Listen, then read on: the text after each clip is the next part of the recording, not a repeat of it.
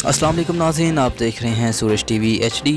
DIG operation Lahore Sajid Kiani की हिदायत पर पतंग फरोशों, पतंगबाजों और पतंग साजों के खिलाफ क्रैकडाउन जारी।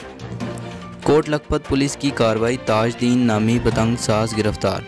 मुलजिम घर में पतंगे तैयार करके फ़रोख्त करता था।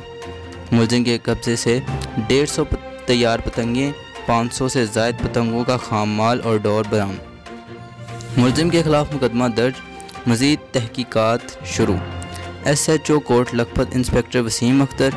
DIG ऑपरेशन की कोट लखपत पुलिस को शाबाश।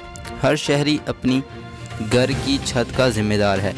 SP मॉडल टाउन दोस्त मोहम्मद। शहरी खुसूसन वालिदैन पतंगबाजी की रोकथाम में लाहौर पुलिस का साथ दें। DIG operation Sajid Kiyani. शुक्रिया।